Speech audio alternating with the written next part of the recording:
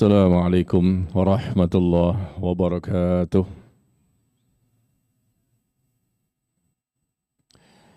Innal hamdalillah nahmaduhu wa nasta'inuhu wa nastaghfiruh wa na'udzu billahi min shururi anfusina wa min sayyiati a'malina.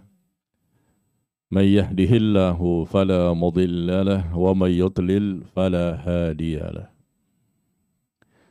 Asyhadu an la ilaha illallah wahdahu la syarika lahu wa asyhadu anna Muhammadan abduhu wa rasuluh sallallahu alaihi wa ala alihi wasallam.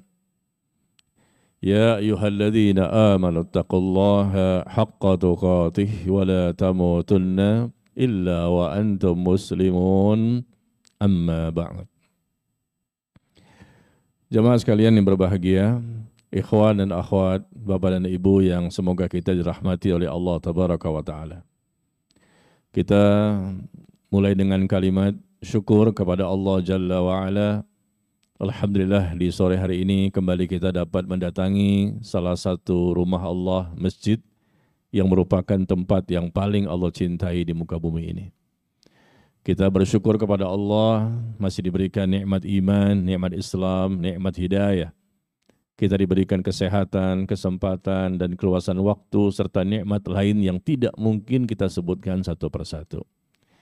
Mudah-mudahan kita selalu bersyukur kepada Allah atas segala kebaikan yang Allah berikan kepada kita sampai datang ajalnya kematian. Dan hari ini kita akan mencoba membahas satu tema yang disampaikan oleh Nabi SAW kepada kita sebagai kaum muslimin, yaitu secelup di sorga dan secelup di neraka. Satu celupan di sorga dan satu celupan di neraka. Ya, ini berdasarkan sabda dari Nabi SAW, dan antum bisa lihat ada teks hadisnya, ya, silakan antum lihat di sosial media saya. Di sosial media saya, di Telegram atau di Instagram. Teks hadis tentang pembahasan kita tanggal 21 November. Antum yang punya Telegram atau Instagram, silakan buka sosial media saya tanggal 21 November kemarin. Ya, baru kurang lebih berapa ya? 2 minggu ya, 2 minggu yang lalu. Sini sudah pernah dibahas di tempat yang lain. Tanggal 21 November. Di sini ada artikel yang berjudul Terlupakan saat satu celupan di sorga dan satu celupan di neraka. Terlupakan. Ya, saat satu celupan di sorga dan satu celupan di neraka. Dan kita baca hadisnya bahwa Rasulullah SAW menyebutkan tentang masalah ini, yaitu di mana beliau mengatakan pada hari kiamat nanti akan dihadirkan penduduk dunia yang paling nikmat hidupnya. Penduduk dunia yang paling kaya, bergelimang dengan harta, berbagai macam nikmat yang Allah berikan kepada mereka. Paling kaya, paling nikmat, paling banyak hartanya, kedudukannya, jabatannya, dan seterusnya. Mengalahkan seluruh manusia yang lain. Pada hari kiamat nanti dihadirkan penduduk dunia yang paling nikmat hidupnya dari kalangan penghuni neraka. Dia paling nikmat hidupnya, paling kaya, paling sehat, paling sukses, dan seterusnya. Tapi dia termasuk penghuni neraka. Dan kemudian dia pun dicelupkan ke dalam neraka dengan satu kali celupan. Dimasukkan ke neraka dengan satu kali celupan. Kemudian ditanyakan kepadanya, wahai anak Adam, apakah engkau pernah melihat suatu kebaikan sebelum ini? Dengan satu celupan di neraka dipertanyakan kepadanya, wahai anak Adam, apakah engkau pernah melihat suatu kebaikan sebelum ini? Apakah engkau pernah merasakan suatu kenikmatan sebelum ini? Karena selama di dunia, puluhan tahun dia merasakan kenikmatan dunia yang luar biasa. Begitu dimasukkan ke neraka, karena dia kufur, atau mungkin dosa yang lain, kita tidak tahu, tapi dikatakan dia termasuk penghuni neraka. Apakah engkau pernah merasakan nikmat selama ini? Apakah engkau pernah merasakan kebaikan sebelum ini? Maka dia mengatakan tidak pernah. Demi Allah ya Rabb, aku tidak pernah merasakan kebaikan. Aku tidak pernah merasakan kenikmatan sebelum ini. Terlupakan nikmat dunia yang puluhan tahun dia rasakan. Hanya dengan satu kali celupan ketika dia dimasukkan ke neraka. Bagaimana kalau seandainya orang tersebut memang kekal selama-lamanya di sana? Ini orang yang paling kaya, paling nikmat, paling sukses. Dengan jabatannya, kedudukannya, apa sajalah. Karena dikatakan di sini adalah orang yang paling nikmat. Begitu banyak kenikmatan yang Allah berikan kepadanya, lebih dibandingkan manusia-manusia yang lain. Tapi dia termasuk penghuni neraka. Begitu dimasukkan dengan satu kali celupan saja, merasakan bagaimana siksa neraka, dia terlupakan segala macam nikmat yang pernah dia rasakan selama di dunia. Nah, berbeda dengan kondisi berikutnya, dihadirkan juga seorang manusia yang paling sengsara hidupnya. Selama di dunia paling miskin, paling sengsara, paling menderita, paling banyak sekali ujian, musibah dan cobaan. Di antara seluruh manusia, dialah yang paling di antara semuanya, yang paling menderita selama di dunia, puluhan tahun sampai mati. Tapi kemudian, orang tersebut ternyata termasuk bagian dari penghuni sorga. Dan kemudian dia pun dicelupkan ke dalam sorga dengan satu kali celupan saja. Dimasukkan ke sorga karena dia termasuk muslim, dia termasuk orang-orang beriman, dia paling menderita selama di dunia, tapi dia termasuk nantinya termasuk penghuni sorga. Dimasukkan ke sorga dengan satu kali celupan saja, maka ditanyakan kepadanya, wahai anak Adam, apakah engkau pernah melihat suatu kesengsaraan sebelum ini? Apakah engkau pernah menderita sebelum ini? Apakah engkau pernah merasakan kesusahan sebelum ini? Tidak ya Rabb, demi Allah, aku tidak pernah merasakan kesusahan sama sekali sebelum ini. Aku tidak pernah merasakan, tidak pernah melihat kesulitan sedikit pun sebelum ini. Terlupakan semua kesengsaraan hidupnya selama di dunia, gara-gara cuma dimasukkan sekali celupan saja ke dalam surga. Nah, inilah yang kita ingin bahas ya. Hadis ini dikeluarkan oleh Imam Muslim, hadis yang disampaikan oleh sahabat Anas bin Malik radhiyallahu anhu. Nah, mari kita bahas jamaah sekalian. Apa pelajaran yang bisa kita ambil dari hadis ini? Yang pertama tentang orang yang dimasukkan ke neraka, padahal di dunia dia paling banyak sekali nikmat yang Allah berikan kepadanya. Mau beli apapun bisa. Nikmat apapun barangkali dia bisa dapatkan. Dengan izin Allah itu semua terjadi. Meskipun dia mungkin dosanya kufur, mungkin dia muslim tapi dia muslim yang munafik, tapi dia bisa mendapatkan itu dengan cara-cara yang tentunya tidak halal. Pelajaran yang bisa kita ambil di sini adalah bahwa sebesar apapun nikmat yang kita peroleh selama di dunia, sebanyak apapun, sebesar apapun, senikmat apapun kenikmatan dunia, tapi kalau andai kata masuk ke neraka, itu semuanya tidak ada artinya. Jangankan berlama-lama di sana dengan waktu yang sangat lama, atau mungkin kekal abadi, hanya sebentar satu kali celupan dimasukkan ke dalam neraka, dia sudah bisa lupa semua dengan kenikmatan yang pernah dia rasakan selama di dunia. Ini menunjukkan apa?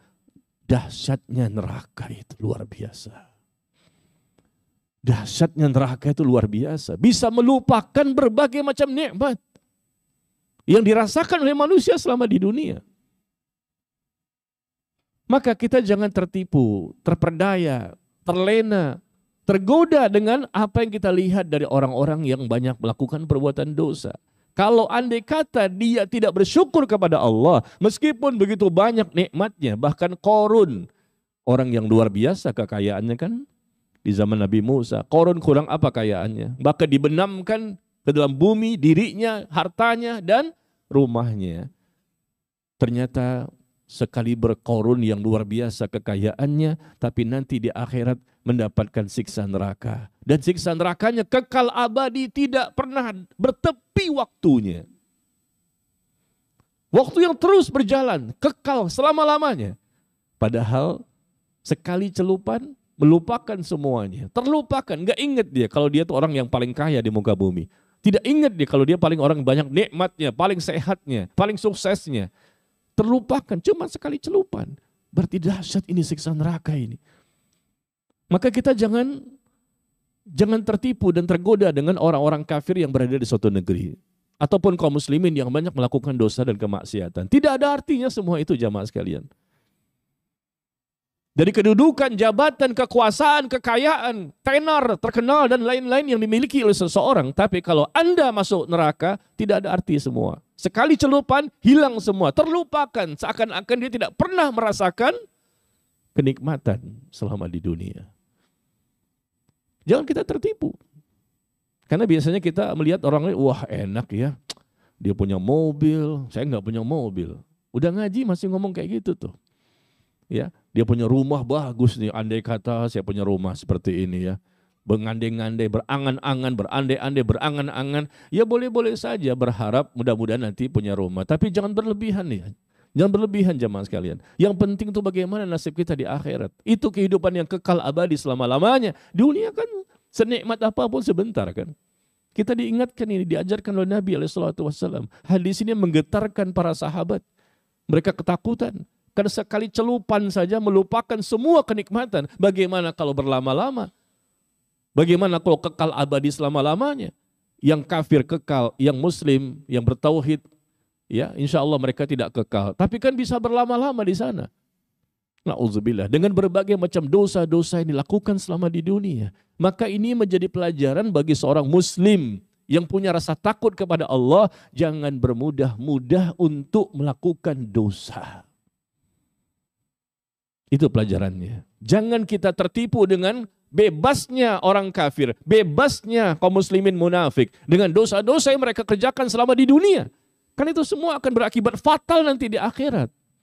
Wala yaghurrannaka taqallabul ladzina kafaru fil bilad mata'un qalil thumma ma'wahum jahannam wa bi'sal mihad. Allah sebutkan di surah Ali Imran ayat 196 dan 197. Kata Allah tabaraka wa taala, jangan kamu terperdaya, tertipu dengan bebasnya orang-orang kafir melakukan dosa apapun yang dia inginkan di suatu negeri. Halal, haram, hantam semuanya. Jangan kamu terperdaya, jangan kamu tertipu, jangan kamu terlena dengan kebebasan mereka. Kayaknya enak banget jadi orang kafir ya. Apapun sesuai dengan hawa nafsunya mereka bisa memuaskan syahwatnya sepuas-puasnya. Kata Allah jangan kalian tertipu dengan bebasnya orang-orang kafir. Melakukan perbuatan dosa apapun yang mereka kerjakan di suatu negeri. Mata'un qalil, itu hanyalah kesenangan sementara. Tidak lama, sebentar. Dan pasti akan ditinggalkan nanti. Karena dunia bukanlah kehidupan yang kekal abadi selama-lamanya. Kullu nafsin za'iqatul maut. Setiap yang bernyawa pasti akan merasakan kematian. Allah mengingatkan kita ini. Karena Allah cinta kepada orang-orang beriman. Jangan kamu terperdaya, tertipu, terlena. Dengan bebasnya orang kafir melakukan dosa apapun selama mereka hidup di dunia. Itu hanyalah kesenangan yang sedikit. Kenikmatan yang sebentar, tidak lama. Mata'un qalil, thumma ma'wahum jahannam, wa bi'sal mihad. Kemudian mereka nanti menempati neraka jahannam dan itu seburuk-buruk tempat kembali.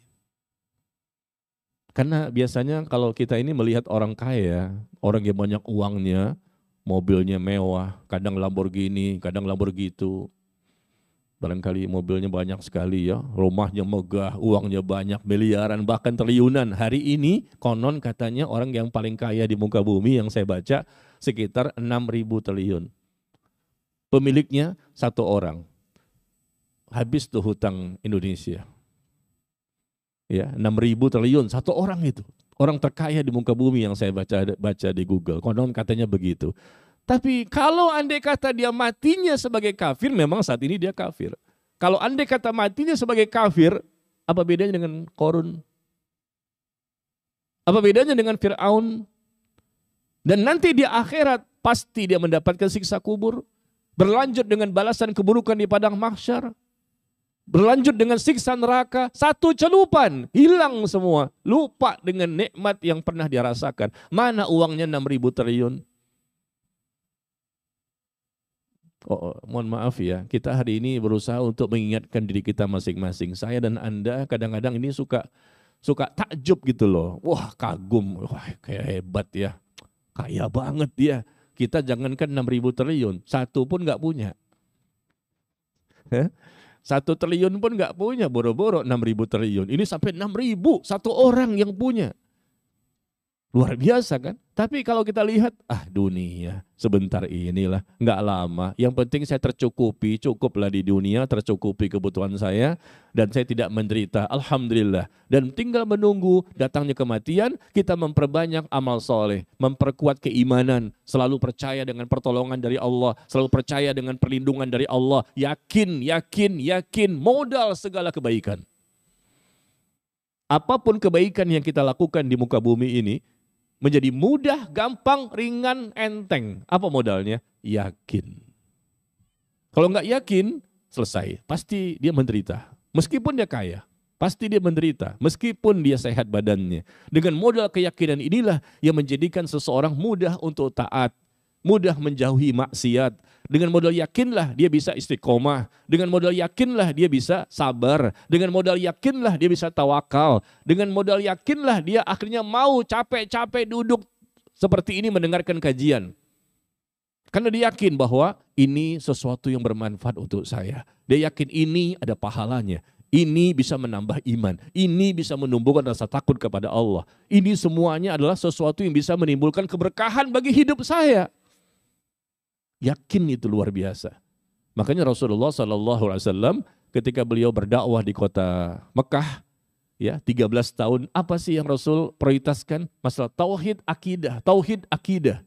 Tentang masalah apa? Yakin tentang Allah, yakin dengan Islam itu benar, yakin bahwa siapapun yang beramal soleh akan mendapatkan kebaikan, yakin bahwa kalau berdosa pasti ada balasan keburukan, yakin bahwa setelah kematian ada alam yang lain, alam akhirat, ada alam kubur, alam di mana dibangkitkan juga di padang mahsyar, ada fase-fase berikutnya sampai ujungnya surga dan neraka. Yakin inilah yang menjadikan imannya para sahabat melejit luar biasa. Yakin inilah menjadikan rasa takutnya para sahabat dan semangat mereka untuk beribadah luar biasa. Jadi beda kita dengan mereka nih beda-beda tipis. Di mana bedanya? Tingkat keyakinan sebetulnya. Kita sudah belajar tentang tauhid. Buku kitab tauhid sudah selesai. Syarahnya pun kita baca, kitab tauhid. Tentang akidah, kitab akidah udah selesai. Tapi kenapa kitab tauhid dan kitab akidah yang kita bahas ini tidak menimbulkan tingkat keyakinan sebagaimana para sahabat? Itu jadi evaluasi bersama bagi kita. Seharusnya kan tidak mempersekutukan Allah, oke. Ya. Tidak mengambil sesembahan yang lain selain Allah, iya. Tidak berdoa kepada selain Allah, iya, alhamdulillah. Kita bertauhid hanya kepada Allah, mengesahkan Allah satu-satunya ilah yang berhak disembah dengan benar. Tapi kan output dari akidah dan tauhid yang benar itu menumbuhkan tingkat keyakinan. Dan yakin ini menjadikan kita semakin kokoh. Semakin bertambah keimanan dan mudah gampang untuk istiqomah. Dan mencapai tingkat ketakwaan. Tapi sampai hari ini kita belum bertakwa. Sampai hari ini iman kita Senin Kemis. Kadang ngaji, kadang enggak, kadang males, kadang semangat, kan begitu. Kadang ada duit, baru semangat, gak ada duit, gak semangat. Jadi tergantung duit, ada uang, abang disayang. Kadang-kadang istri pun seperti itu, ada uang, abang disayang, gak ada uang, abang dibuang. Dibuang kemana Pak? Iya, dibuang ke tempat sampah. Ya nggak boleh lah, masa dibuang begitu ya. Tetap disayangi. Ya. Jadi hadis ini menggambarkan kepada kita bahwa orang yang paling kaya, paling tenar, paling viral, paling heboh, paling banyak followersnya. Rasul menjelaskan ini, orang yang paling nikmat selama di dunia, paling banyak followersnya. Berapa puluh juta, berapa ratus juta. Saya baca itu katanya konon sampai 0,5 M ya. Followers yang paling banyak itu ada si Fulan. Sampai 0,5 M followers yang paling terbanyak di muka bumi ini. Katanya demikian. Tapi apakah itu bisa menyelamatkannya followers ini? Nanti di akhirat masing-masing sendiri-sendiri. Kalau ditetap dalam kekafiran sudah jelas. Pasti menderita, pasti binasa, pasti mendapatkan azab. Demi Allah kalau matinya kafir. Tapi kalau matinya muslim pun belum ketahuan. Bisa jadi nggak selamat juga karena dia muslim munafik. Tapi kalau dia muslim mukmin yang bertakwa, maka dia akan pasti mendapatkan keselamatan dan kebahagiaan dari Allah. Maka mulai sekarang jamaah sekalian, yuk sama-sama kita jangan sampai terlalu berlebihan dalam takjub kita, kagum kita dengan orang yang punya dunia. Karena kita tidak seperti mereka. Begitu lihat mobil bagus saja, wah ini nih coba kita punya. Emang kalau antum punya itu bisa jadi baik? Bisa jadi kalau Allah berikan mobil seperti itu, antum turun imannya. Ngaji pun gak kelihatan lagi di Blok M Square. Belum tentu. Allah berikan kepada mereka bisa jadi sebagai istidraj. Allah berikan kepada mereka bisa jadi sebagai istidraj. Yaitu apa? Mereka semakin jauh dari Allah, tapi Allah semakin banyak memberikan nikmat. Semakin jauh dari Allah, Allah semakin banyak memberikan nikmat. Apa mau seperti itu? Orang yang jauh dari agama ini, kemudian Allah tidak memberikan nikmat kepada mereka, nikmat dunia, satu hal yang kita katakan wajar. Dia aja nggak pernah sholat, selalu berzina, selalu minum khamar, selalu melakukan pelanggaran dosa-dosa besar, tidak diberikanlah nikmat oleh Allah kepadanya. Mungkin dia sakit, gak sembuh-sembuh, karena memang dosanya pun gak pernah berhenti. Tapi sebetulnya ada balasan dari Allah kepada hambanya, bukan berupa musibah. Tapi balasan keburukan yang Allah berikan kepadanya berupa kenikmatan. Balasan keburukan Allah berikan kepada hambanya itu berupa kenikmatan, bukan berupa tertabrak di mobil, rumahnya terbakar, dia sakit nggak sembuh-sembuh, mungkin ini, mungkin itu, enggak. Balasan keburukan berupa kenikmatan, itu namanya istidraj. Istidraj. Semakin kaya, padahal semakin kufur. Semakin kaya, padahal semakin syirik. Semakin banyak kesyirikannya, semakin kaya, semakin sukses, padahal dia semakin banyak dosanya. Itu istidraj. Itu baru di dunia tuh balasan kenikmatan. Apa mau seperti ini? Kita bukan suudzon sama orang lain, tapi kalau kita lihat dia orang kafir, ternyata kok banyak nikmatnya. Itu sebetulnya istidraj. Sampai 6.000 triliun itu siapa? Mereka kan. 5.000, 4.000, 3.000, 2.000. Itu mereka-mereka rata-rata di muka bumi ini saat ini gitu loh.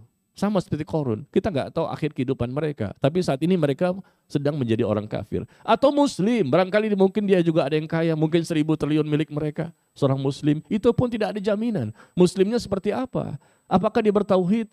Beriman? Akidahnya benar? Tidak melakukan kesyirikan dan kekufuran? Tidak melakukan pembatal-pembatal keimanan? Jadi intinya jangan kita kalau melihat sesuatu yang sifatnya duniawi terlalu berlebihan dalam mengagumi benda-benda seperti itu atau mengagumi orang yang punya benda-benda itu. Ini hanya mainan, senda gurau. Wa ma hadhil hayatud dunya illa lahu wa la'ib wa innad darul akhirah lahiyal hayawan law kanu ya'lamun. Allah menyebutkan di surah Al-Ankabut, tidaklah dunia ini kata Allah, melainkan senda gurau dan permainan. Dunia ini kehidupan senda gurau, permainan, senda gurau, permainan. Wa inad darul akhirah, dan kehidupan akhirat itulah kehidupan yang sebenar-benarnya kalau kamu mengetahui. Kita boleh menikmati dunia, silakan, kita butuh dunia. Tapi jangan berlebihan dalam mencintai dunia, karena dunia bukan segala-galanya bagi seorang mukmin sejati. Dunia bukan segala-galanya. Kita boleh memiliki karena kita suka dengan mobil, dengan motor, dengan rumah, silakan saja. Tapi jangan letakkan dunia di hati. Tidak ada dunia oriented. Tujuan kita akhirat. Dunia dijadikan sarana untuk mendapatkan akhirat. Jangan tertipu, jangan terperdaya. Karena kadang, mohon maaf ya, sekali lagi saya ulang-ulang ini. Karena kita yang udah ngaji ini, seharusnya hasil ngaji kita, taklim kita dengan berbagai macam ustadznya, berbagai macam temanya, di mana kita hadir di masjid-masjidnya. Masya Allah. Hasil ngaji itu apa? Taklim kita ini selama ini dengan berbagai macam tema dan materinya. Apa hasilnya? Semakin membesarkan akhirat dan semakin mengecilkan dunia. Itu hasilnya dan membesarkan Allah. Bukan hasil ngaji sudah 5 tahun, saya udah Ustaz, udah 10 tahun, ya, jenggotnya sampai sepuser, Barangkali mohon maaf nih yang ada di sini. Ini contoh secara umum ya, secara umum maksudnya. Jilbabnya selebar pintu masjid. Masya Allah. Mau masuk juga susah, kelebaran jilbab. Bukan casing yang menentukan nasib kita nanti di akhirat. Tapi bagaimana kita membesarkan Allah, membesarkan akhirat, mengecilkan dunia. Itu hasil ngaji. Semakin ngaji bertahun-tahun, dunia nggak ada di hati. Dan para sahabat meletakkan dunia di bawah telapak kaki mereka. Bukan di tangan lagi, di bawah kakinya. Nggak ada harga sama sekali bagi mereka. Akhirnya mereka melejit ketakwaannya, melejit keimanannya, melejit rasa takutnya. Semuanya langsung luar biasa, mudah menjadi orang yang Allah cintai, Allah ridhoi, Allah ampuni, Allah rahmati, Allah berkahi. Kenapa? Dunia adalah sumber dari segala macam dosa. Hubbud dunia ra'su kulli khati'ah. Mencintai dunia itu adalah asal muasalnya. Segala macam dosa itu gara-gara cinta dunia. Maka jangan kagum kita dengan orang yang punya dunia yang luar biasa. Kecuali kalau dia punya dunia yang luar biasa banyaknya, kemudian dia gunakan untuk beramal soleh dengan benar. Baru kita boleh iri yang positif. Karena Rasul mengatakan tidak boleh hasad, iri. Kecuali orang yang membaca Quran siang dan malam dan kita iri. Mudah-mudahan saya bisa seperti dia baca Quran terus ya. Atau Allah berikan kepada dia harta, kemudian digunakan hartanya untuk berinfak siang dan malam. Infak sana, infak sini, infak sana, infak sini. Kita merasa iri yang positif. Mudah-mudahan saya bisa seperti itu. Memberikan infak juga dengan harta yang kita miliki. Itu boleh.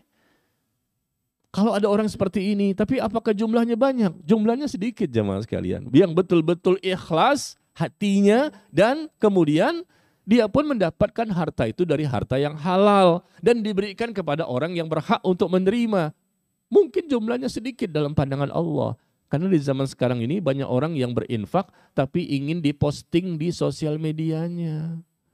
Yang kasih motor, yang kasih mobil, kasih uang. Datanglah kepada penjual es teh. Ya, kita tidak tahu niat mereka ya.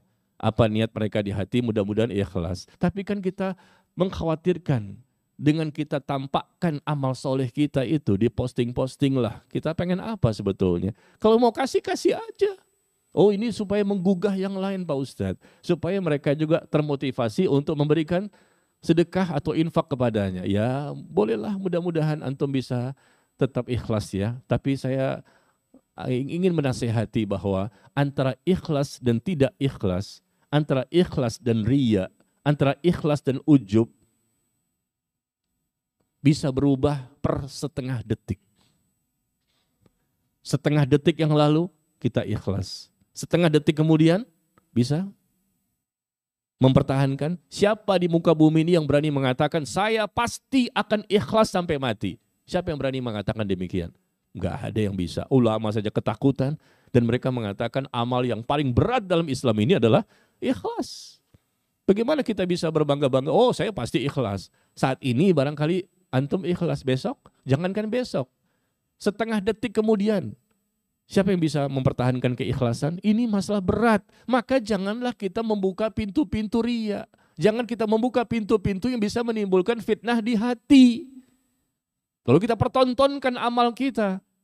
Dengan haji umrohnya, berangkat berkali-kali. Depan Ka'bah foto, samping Ka'bah foto, atas Ka'bah. Kalau bisa. Atas Ka'bah, ternyata kan nggak bisa kan. Foto sana, foto sini, selfie sana, selfie sini. Di Padang Arafah, ustadznya juga begitu. Yang bimbing umrohnya, bimbing hajinya. Dia juga foto-foto di sana. Ustadznya. Lagi sholat juga, di foto juga. Emang nggak ada kekhawatiran di hatinya. Meskipun dia seorang ustadz. Apa nggak ada rasa kekhawatiran di hatinya bahwa nanti bisa berubah niatnya. Bukan kita suuzon. Tapi sebetulnya kita harus tutup saja. Yang memang kita bisa sembunyikan, sembunyikan. Tapi kan ini untuk ini Pak Ustadz, untuk apa? Marketing travel. Kalau marketing travel bukan begitu caranya, mempertontonkan ibadah. Saya nggak setuju dengan cara seperti itu. Kenapa? Karena kita lihat para ulama itu ketakutan, mereka menyembunyikan. Bahkan disebutkan ulama salaf terdahulu, 40 tahun dia puasa sunnah, keluarganya nggak tahu kalau dia puasa sunnah. Dia berangkat pagi, dibawakan bekal untuk sarapan dan makan siang. Sampai di perjalanan dia berikan ke orang lain. Dia puasa. Pulang sore, maghrib, dia pun makan di rumah. Kata istrinya, oh dia makan malam ini. So, tadi siang udah makan, bawa bekal kan. Malam berarti dia makan lagi di rumah 2 kali. Padahal malam itu dia buka puasa. Keluarganya nggak tahu selama 40 tahun. Bayangkan itu, usaha ulama-ulama terdahulu bagaimana supaya orang itu tidak tahu. Disembunyikan. Ibadah salat malamnya pun orang tidak tahu, puasanya tidak tahu. Kalau bisa disembunyikan, itu namanya menjaga. Jangan sampai keikhlasan itu jadi rusak. Nah di zaman sekarang ini semenjak ada sosial media lebih parah lagi ya. Dikit-dikit posting. Mau ngapain juga posting. Flexing. Tahu flexing? Ada tas baru, Hermes, Kremes. Iya. Ada lagi Christian Dior, ada lagi Gucci. Oh, tahu juga Ustaz tuh merek-mereknya. Merek-merek tas itu. Macam-macam kan. Ada Christian Dior, ada Gucci, ada Hermes, mahal-mahal. Flexing, ujung-ujungnya baru nangis. Ketangkap KPK. Untuk apa pamer-pamer seperti ini? Jadi sekali lagi kita kembali kepada pembahasan kita. Orang yang paling nikmat luar biasa, tapi ternyata nanti dia termasuk penghuni neraka. Dan dicelupkan 1 kali celupan di neraka. Lupa dengan berbagai macam nikmat yang pernah dia rasakan selama di dunia. Apa kita mau seperti ini? Kita kan nggak mau seperti ini. Maka kita jangan tertipu dengan orang-orang yang kita lihat keberhasilan mereka dari sisi duniawi. Kalau mereka memang berhasil dari sisi duniawi dengan cara yang halal pun, dengan cara yang benar pun, kita kejar mereka dengan akhirat. Kalau memang kita nggak bisa juga, kita kejar berusaha mencari dunia seperti dia, nggak bisa juga, ya sudah. Kita qanaah saja, santai saja. Hidup ini butuh ketenangan. Kita ingin kebahagiaan kan? Jangan stres, hutang sana, hutang sini, hutang sana, hutang sini, mengejar dunia yang belum diraih. Kebutuhan sudah tercukupi, tapi keinginannya nggak pernah putus. Pengen ini. Padahal kebutuhan sudah terpenuhi. Dia sudah berusaha maksimal, silakan saja namanya ikhtiar. Tapi kalau memang kita tidak dapat, kenapa dipaksakan dengan hutang? Akhirnya mati dalam kondisi punya hutang. Orang yang mati dalam kondisi punya hutang, bisa jadi besar peluang dia mendapatkan siksa kubur. Rasul saja tidak mau mensolatkan orang yang mati dalam kondisi punya hutang. Ketika jenazah dibawa, Rasul bertanya, apakah dia punya hutang? Iya, Rasul nggak mau mensolatkannya. Datang lagi jenazah kedua, sahabat ini. Apakah dia punya hutang? Tidak. Maka Rasul pun mau untuk mensolatkannya.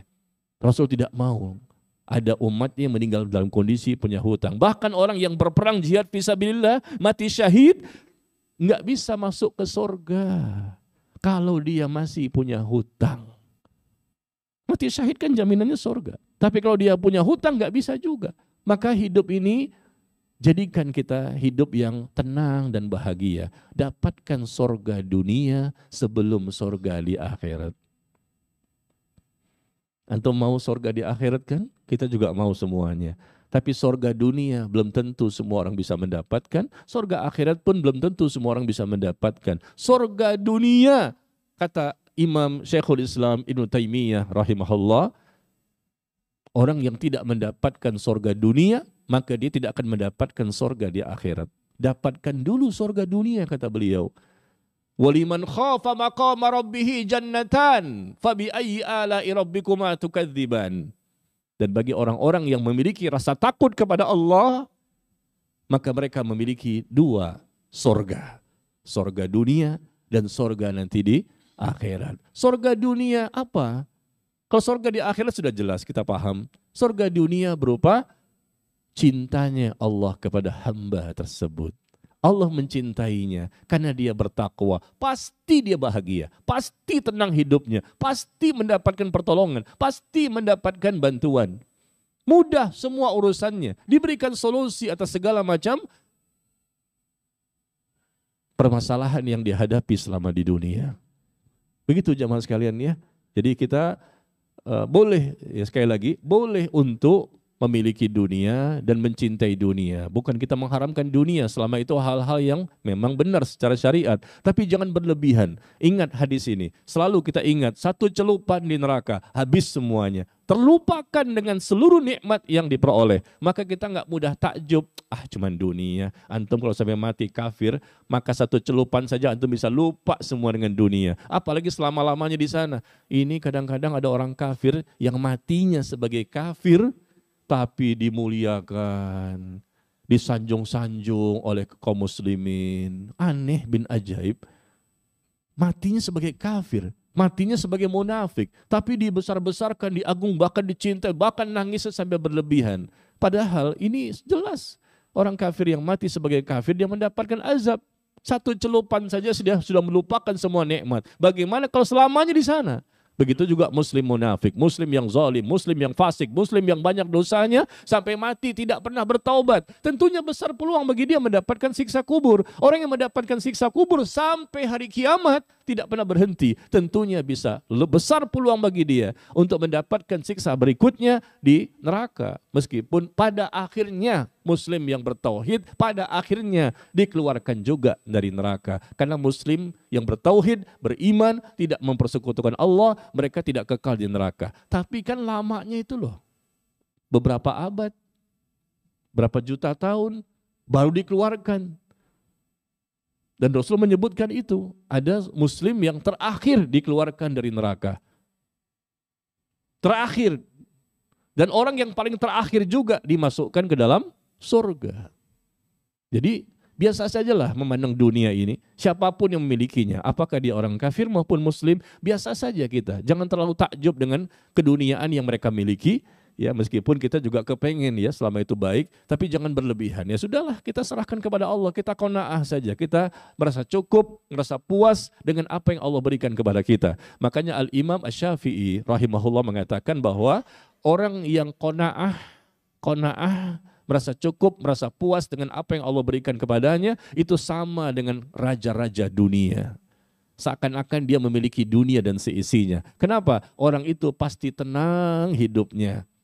Hatinya tentram, hatinya bahagia. Meskipun dia orang yang paling miskin di muka bumi. Tapi dia qanaah. Dan qanaah itu merupakan salah satu sikap dan sifat orang-orang bertakwa.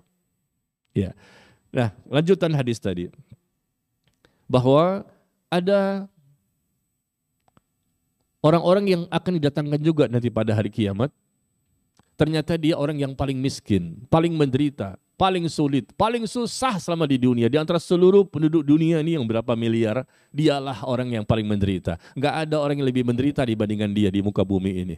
Orang miskin banyak, tapi dia fakir. Orang fakir, lebih fakir. Dialah orang yang paling fakir.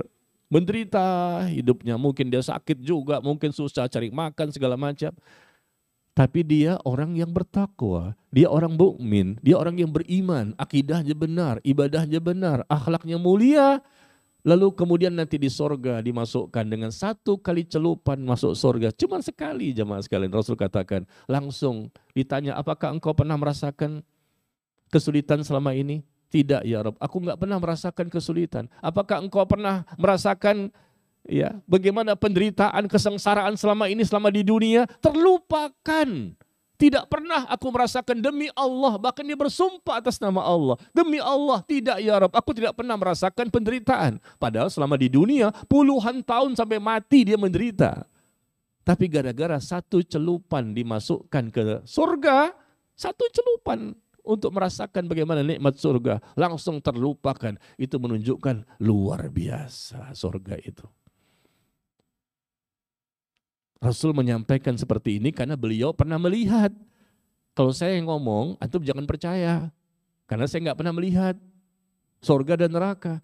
Tapi karena Rasul yang menginformasikan bagaimana surga itu luar biasa, Rasul menggambarkan bisa melupakan semua penderitaan. Dia miskin, dia fakir, susah hidupnya, mau makan untuk kehidupan sehari-hari susah sekali. Tapi begitu dimasukkan sekali saja celupan ke dalam surga, melupakan semua penderitaan hidupnya selama di dunia selama puluhan tahun. Itu menunjukkan surga itu luar biasa. Maka yang bisa kita ambil pelajaran di sini adalah hendaknya kita sabar.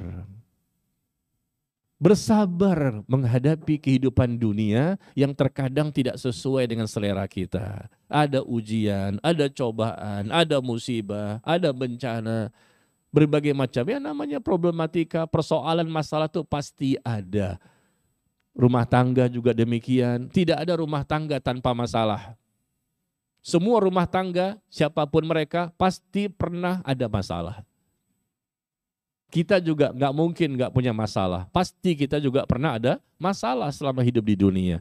Tapi coba ya, cara salah satunya ketika kita ini banyak persoalan, bingung, resah, gelisah, galau, bingung. Ya namanya manusia kan, tapi jangan berlebihan. Jangan berlebihan menyikapi dunia. Selalu kita ingat, sorga, satu kali celupan hilang semuanya.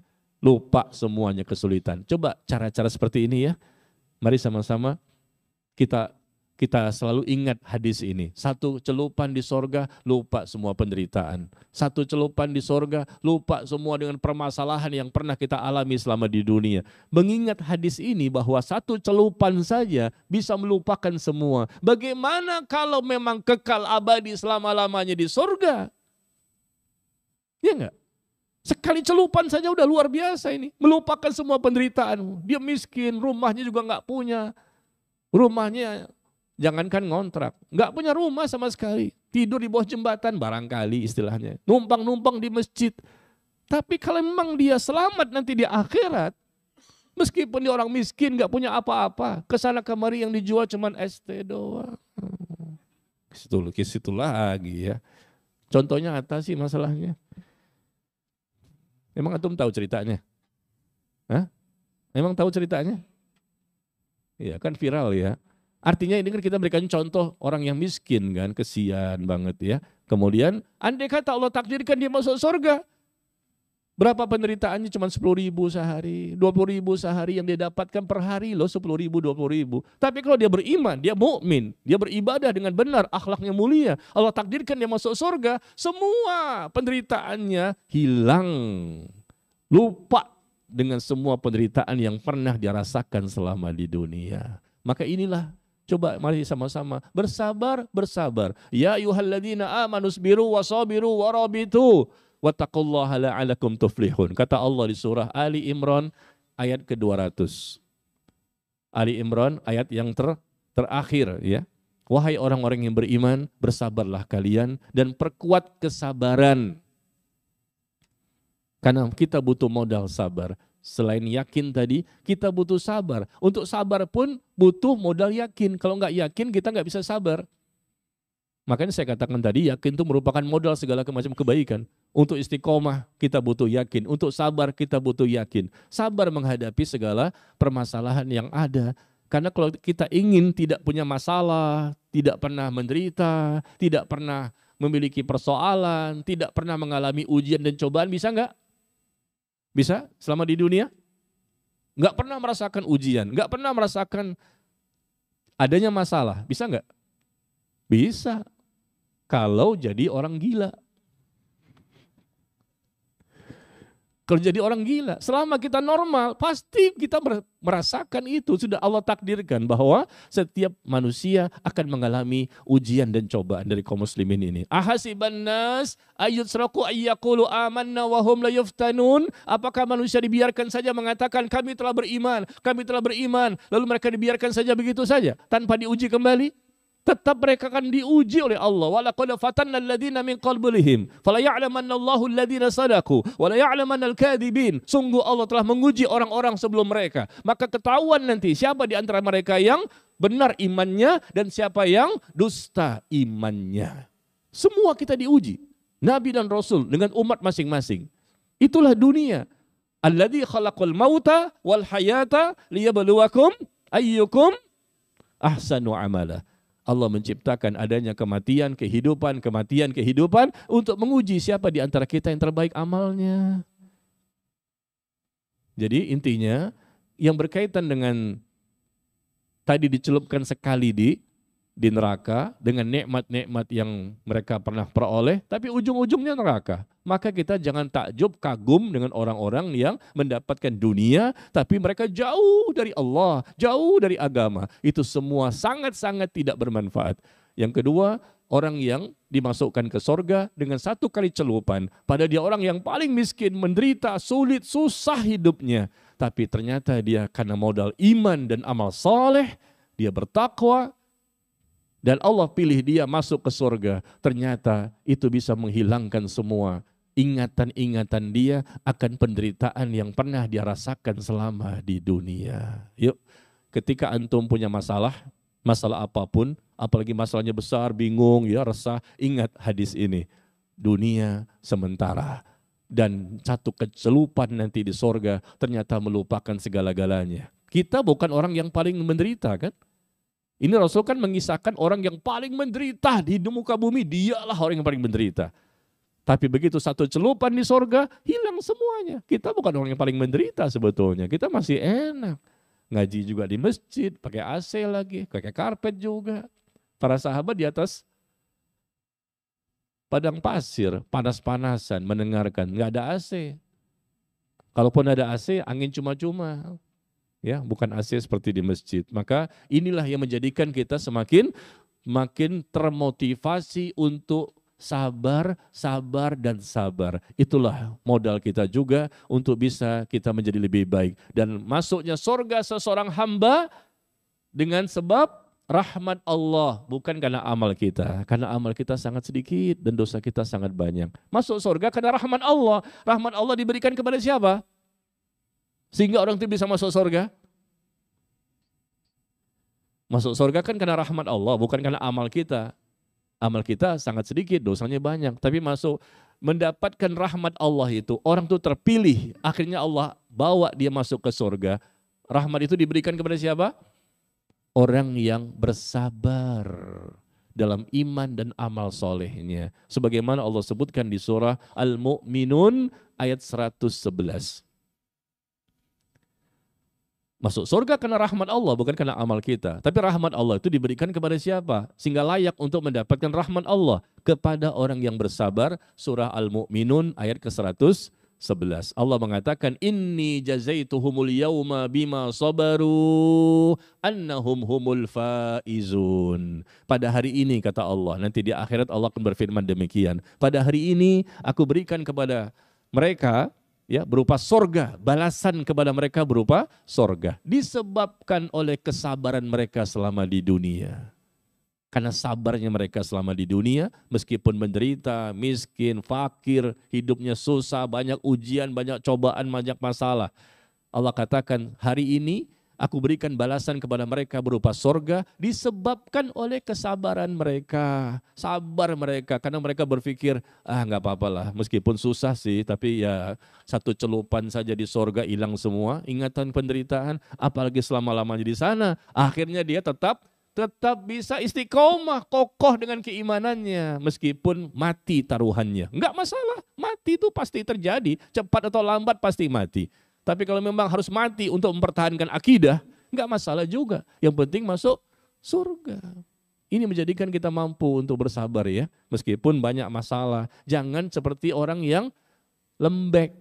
Dikit-dikit curhat, curhat terus.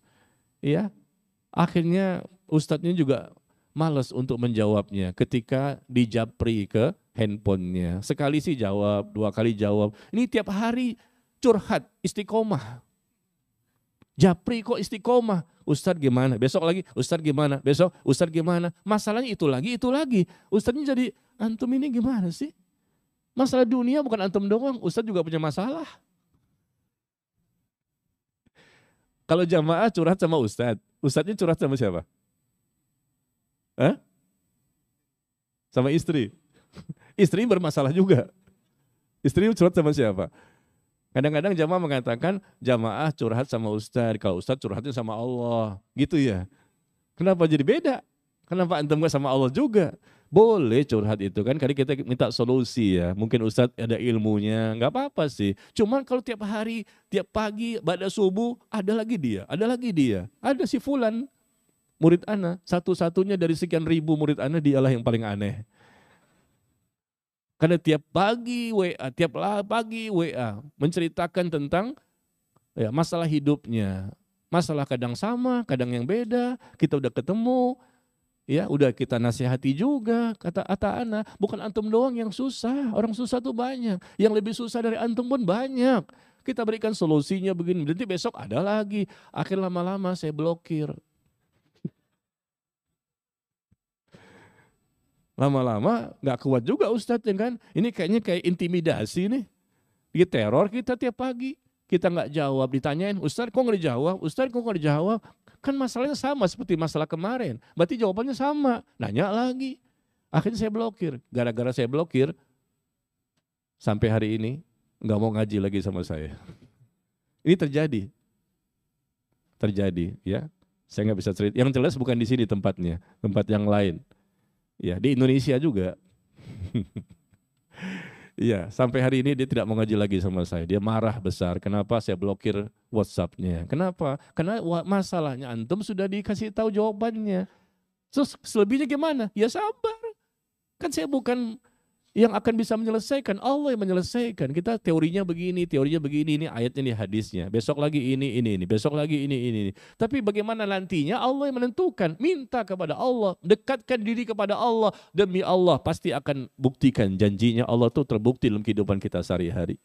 Tapi dia mengandalkan saya terus, ya nggak bisa. Saya manusia biasa juga. Kita juga punya persoalan, cuman nggak cerita aja sama orang.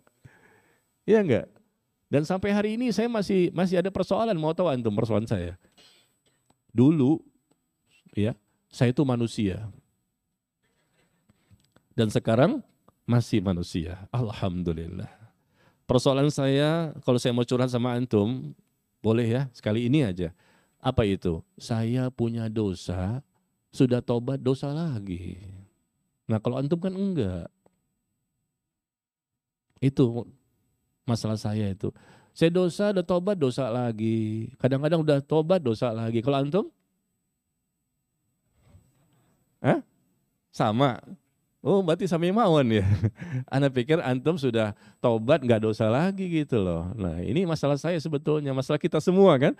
Namanya manusia, pasti berbuat dosa. Nggak sengaja, keliru, khilaf dan lain-lain. Sudah bertobat nasuha, jatuh lagi kadang-kadang. Buka handphone, buka Instagram, ya Allah astagfirullah. Terbuka aurat, awalnya sih, wah langsung ini kan, pertama doang. Tapi pertama dilamain. Kan pertama saja yang boleh kan. Ya nggak boleh 2-3 kali kan udah nggak boleh. Pertama saja, tapi pertama dilamain. Waduh sayang juga nggak dilihat ini. Itu ujian bagi kita itu, hasil ngajinya kemana kita. Ini zaman sosial media ini, buka Instagram terlihat, buka Facebook terlihat, buka YouTube terlihat. Baru habis ngaji, baru habis sholat, baru minta perlindungan dari setan. Kata setan sama-sama kita. Antum juga setan. Sesama setan jangan saling. Baik ya, jadi intinya ketika berkaitan dengan sorga, perbanyak tingkatkan kesabaran kita ya, karena dunia bukan segala-galanya. Dan berkaitan dengan neraka tadi, satu celupan, berarti kita juga jangan takjub dengan kagum ya, dengan orang-orang yang memiliki dunia. Kalau Anda masuk neraka itu nggak ada artinya semuanya. Ya demikian, jadi kita hendaknya berusaha memperbaiki diri kita semaksimal mungkin. Taib, sudah ada 3 pertanyaan di sini, kita langsung saja kepada sesi tanya jawab.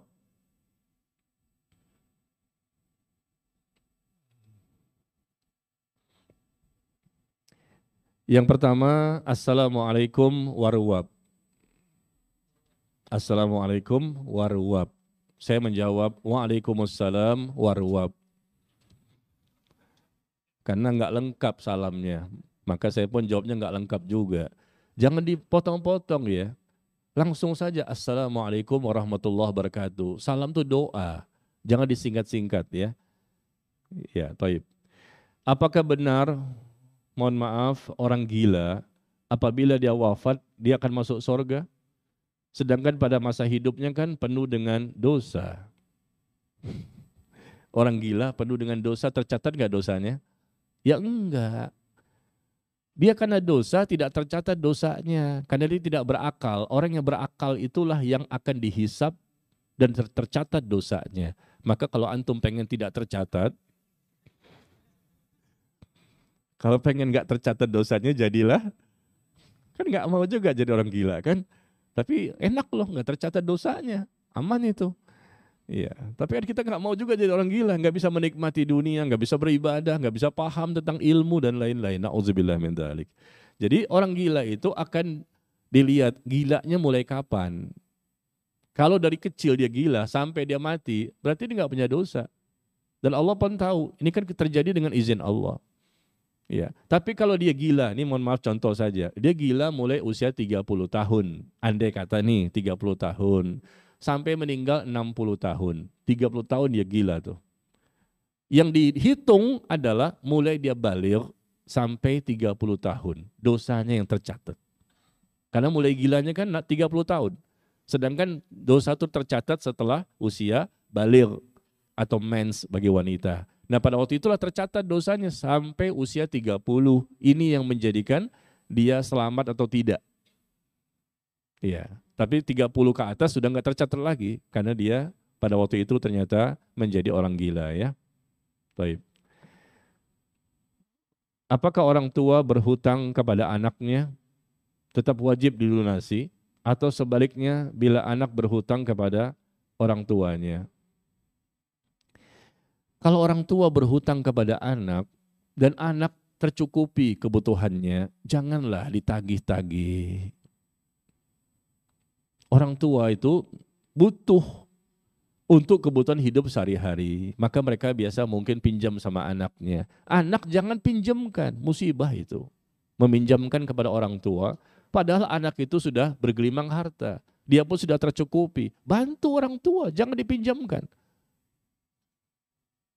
Kalau memang dia cukup ya, anak itu cukup untuk dia dan keluarganya, masih ada lebih, ada tabungan-tabungan, itu berikan saja kepada orang tua. Jangan dijadikan hutang. Orang tua kalau mau hitung-hitungan sama anak, kalah anak itu. Anak punya hutang sama orang tua dari mana? Dari mulai hamil, sampai melahirkan ibunya, sampai menyusui, sampai besar, sampai mensekolahkan dia. Itu puluhan tahun, mana pembayaran anak? Bisa dibayar enggak? Enggak bisa dibayar dengan uang. Hutang jasa. Jasanya orang tua itu kepada anak enggak bisa dibayar. Nah sekarang anak meminjamkan uang orang tua 100 ribu. Bayar dong bu, mana 100 ribu kemarin? Ya Allah, bakil, pelit, kedekut, koret, dan bedit. Bah 100 ribu minta dong, mana 1 juta kemarin, mana 1 juta? Balikin dong. Bahkan ada yang membunuh orang tuanya. Gara-gara orang tua tidak mengembalikan hutang atau tidak memberikan uang kepadanya. Nauzubillah. Jadi anak kalau memang dia ada kelebihan, bantu, kasih, jangan dipinjamkan. Itu namanya adab akhlak yang baik kepada orang yang paling banyak jasanya kepada kita. Masa mau hitung-hitungan sih? Kalau hitung-hitungan pasti kalah kita sama orang tua kita. Meskipun mungkin dia pernah berbuat zolim ya sama anaknya, mungkin pernah durhaka, tapi kan punya kelebihan yang lain.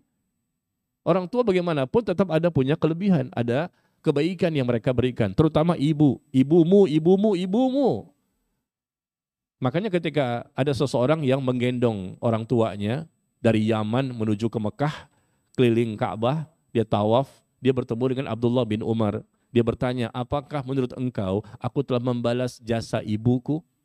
Karena aku menggendong dari Yaman menuju ke Mekah, ya digendong sama dia untuk melaksanakan ibadah di sana. Dia tawaf, ketemu dengan Abdullah bin Umar radhiyallahu anhuma. Apakah menurut engkau aku telah membalas kebaikan ibuku? Kata Abdullah bin Umar, lah, belum. Meskipun cuma 1 kali tarikan nafas ibumu ketika melahirkan dirimu, engkau tidak bisa membalasnya. Cuman sekali tarikan nafas ketika melahirkan anak itu, engkau tidak bisa membalasnya. Apalagi tarikan nafasnya bukan sekali.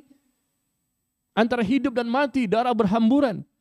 Begitu banyak nanti kalau antum barangkali yang sudah menikah ya, sebagai suami dan menyaksikan langsung proses bagaimana keluarnya bayi dengan normal, cara normal ya, bukan sesar. Dari situlah kita bisa melihat semakin cinta kita kepada ibu kita.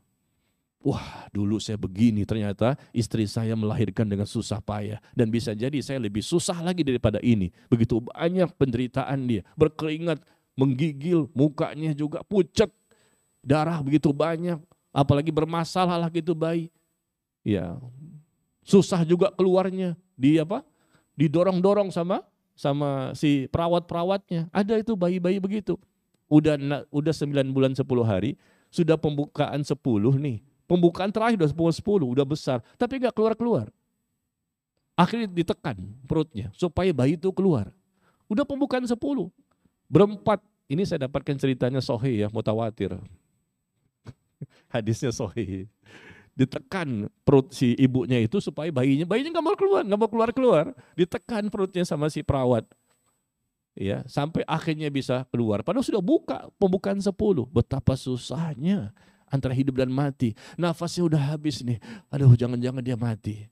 Suaminya melihat, wah tergambarkan langsung ke ibunya. Ibu saya mungkin dulu begini kepada saya. Akhirnya banyak ikhwan-ikhwan yang semakin cinta dan sayang yang luar biasa kepada ibunya setelah dia melihat betapa susahnya istrinya ketika melahirkan. Langsung dia teringat ibunya. Wah, saya dulu begini. Semakin cinta itu setelah itu. Karena sebelumnya kan nggak pernah mengetahui bagaimana sakitnya ya proses melahirkan. Jadi udahlah ya, jangan hitung-hitungan kepada orang tua, karena orang tua pun tidak hitung-hitungan kepada anaknya. Tapi kalau andai kata memang kita yang berhutang sama orang tua, nah kita ini yang berhutang. Bukan orang tua berhutang ya, kita berhutang sama orang tua ya bayar. Ya, kita berhutang sama orang tua. Orang tua biasanya sih kalau memang mereka mampu, mereka akan mengatakan sudahlah, saya anggap lunas. Orang tua tuh dahsyat luar biasa sama anaknya. Dianggap lunas hutang anaknya. Pak, saya belum bayar ini. Ya, atau mau bisa nyicil, udahlah. Saya anggap lunas, luar biasa. Kebaikan mereka tidak bisa dibayar. Ya, jadi kalau memang kita harus membayar ya bayar kepada orang tua karena memang mereka butuh juga. Tapi kalau memang biasanya mereka itu sudah mampu dan tercukupi, biasanya mereka pun mengikhlaskan dan memutihkan hutang anaknya.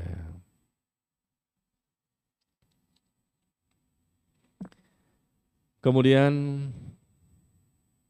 bagaimana cara menghadapi seseorang yang suka beramal, tetapi beramal karena ingin dipuji oleh seseorang, sedangkan di rumahnya tidak menafkahi keluarga. Kok aneh ya? Di rumahnya dia tidak menafkahi keluarganya. Tapi di luar dia suka beramal karena ingin dipuji. Ini menderita nanti dia. Kewajiban dia yang pertama itu menafkahi anggota rumah tangga. Bukan memberikan infak dan sedekah kepada orang lain. Itu nomor sekian. Yang pertama kali kalau orang itu sudah berkeluarga ya, dia punya suami istri, dia punya anak. Yang pertama kali nafkah itu kepada mereka dulu.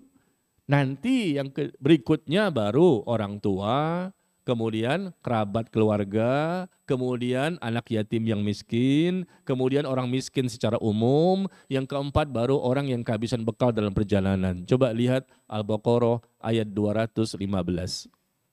Al-Baqarah ayat 215 ya. Allah sebutkan di situ kriteria skala prioritas untuk infak. Ya, infak itu pertama adalah kepada orang tua. Dan masih ada kelebihan, berikan lagi kepada kerabat. Masih ada kelebihan, berikan lagi kepada anak yatim yang miskin. Masih ada kelebihan, berikan lagi kepada orang miskin secara umum. Ya, ada lagi kelebihan, berikan kepada orang yang kehabisan bekal dalam perjalanan. Ya, itu skala prioritas. Pertama orang tua dulu, kalau memang perlu dibantu. Kadang-kadang mereka lebih kaya dibandingkan kita. Ya sudah, kalau gitu masuk ke urutan kedua. Siapa? Kerabat, keluarga terdekat, dan seterusnya. Seperti itu ya. Jadi ini salah kaprah ini. Kok keluarga tidak dicukupi kebutuhan nafkah sehari-hari, tapi dia beramal dengan memberikan infak sedekah kepada orang lain. Apalagi tujuannya ingin dipuji, maka semuanya tidak akan berkah. Tidak ada pahalanya, dia berdosa besar. Karena ingin dipuji berarti perbuatan riya. Double dosanya. Dosa pertama tidak memberikan nafkah kepada keluarga. Dosa kedua adalah dia beramal ingin dipuji oleh orang lain.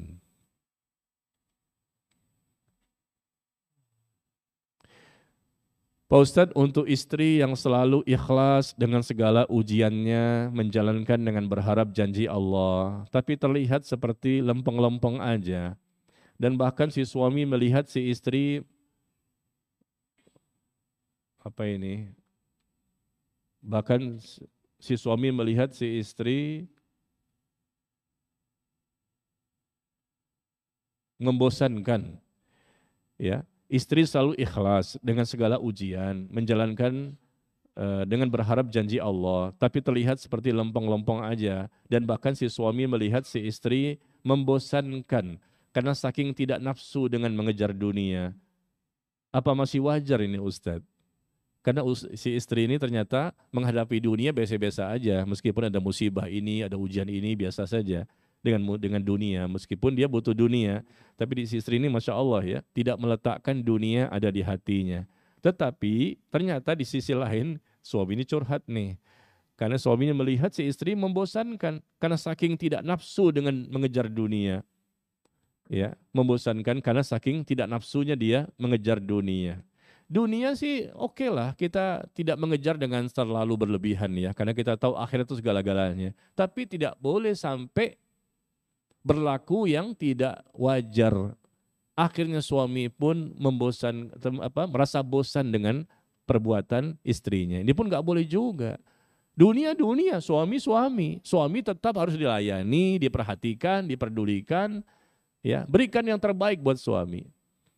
Karena suamimu itu surgamu atau nerakamu, kata Rasulullah. Suami itu surgamu atau nerakamu. Untuk dunia kamu barangkali nggak terlalu berlebihan dalam mencintai dunia, oke lah. Lempeng-lempeng saja, kalau ada alhamdulillah, kalau nggak ada ya sudah bersabar begitu kan. Tapi si suami melihat si istrinya semakin membosankan. Kepada suaminya perbuatannya tuh asal-asal saja, tidak ada pelayanan barangkali, tidak ada perhatian, tidak ada kepedulian, berarti Anda berdosa. Dunianya sudah di bawah telapak kakinya, tapi dengan suaminya tidak bagus pelayanannya. Anda berdosa besar. Padahal Rasul mengatakan ketika ditanya, ya, Aisyah meriwayatkan bahwa siapakah orang yang paling berhak untuk aku perlakukan sebaik-baiknya? Bagi seorang istri, suaminya. Siapakah orang yang patut aku perlakukan sebaik-baiknya bagi seorang laki-laki? Ibunya. Ibu itu nomor satu bagi laki-laki, ya. Tapi bagi seorang wanita kalau sudah berumah tangga, yang pertama itu suaminya. Jangan sampai dunia ini udah nggak ada di hatinya, tapi suami dibiarkan. Dan suami melihat istri membosankan, ya, pakai daster itu lagi, bahkan 2 minggu nggak dicuci. 2 minggu nggak dicuci, membosankan, udah bau, nggak mandi, nggak sikat gigi, begitu ketawa cabenya ada, bawangnya ada, semuanya ada di. Aduh, membosankan. Itu salah juga. Meskipun dunia udah nggak ada di hati, sampai-sampai suami pun juga tidak dipikirkan, nggak boleh juga. Tanda Anda itu tidak cinta dengan dunia adalah ketika Anda punya suami, maka Anda lakukan yang the best, yang terbaik untuk suami. Karena suami itu surgamu atau nerakamu, ya. Dan dengan ketaatan kepada suami, pelayanan kepada suami, itu bisa menjadi sebab seorang istri mendapatkan ampunan Allah dan layak untuk masuk ke dalam surga.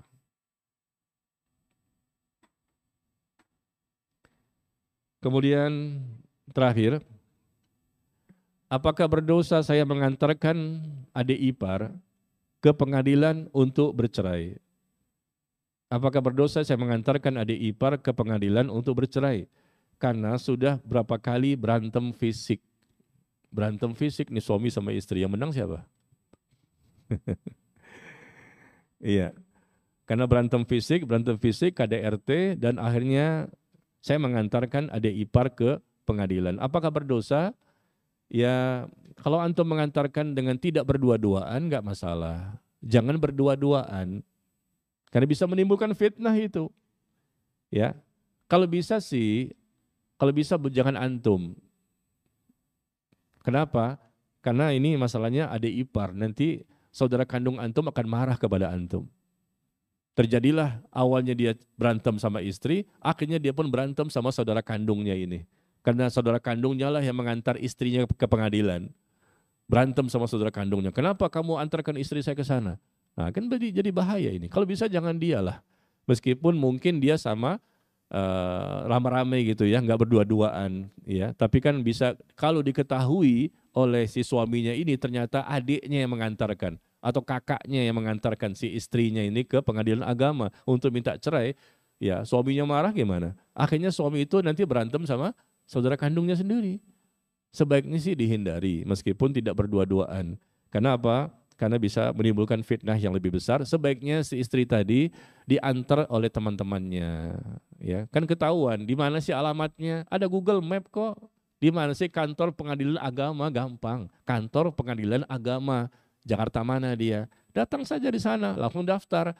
Daftar untuk bisa bertemu dengan hakim. Nanti janjian tanggal berapa, hari apa. Nah, datang dia di situ, ditanya sama hakim, apa masalahmu? Sampaikan di situ. Nah, nanti hakim juga memanggil suaminya, ya. Karena si istri ini menggugat cerai.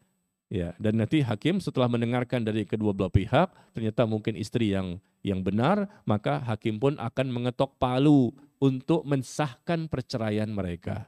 Tapi untuk sekedar datang ke kantor pengadilan, jangan ya, kalau bisa diusahakan jangan dengan kakak ipar, ya, mengantarkan adik iparnya. Kenapa? Karena dikhawatirkan nanti suaminya marah besar kepada saudara kandungnya. Ya, gara-gara dialah kamu mengantarkan, meskipun benar sebetulnya, tapi dalam pandangan suami nanti jadi jelek dan rusaklah hubungan persaudaraan di antara mereka. Sebaiknya dengan teman-teman yang lain, atau datang sendiri pun bisa kan, gampang, tinggal cari Google Map, di mana tempatnya kantor pengadilan, di sana tinggal daftar saja. Tanya-tanya sama orang-orang di situ, gimana sih cara daftarnya? Ya, itu insya Allah lebih aman. Demikian ya. Wallahu ta'ala a'lam bis-shawab. Wa sallallahu ala nabiyyina Muhammad. Walhamdulillahi rabbil alamin. Subhanakallahumma wa bihamdika. Asyhadu an la ilaha illa anta. Astaghfiruka wa atubu ilaik. Wassalamualaikum warahmatullahi wabarakatuh.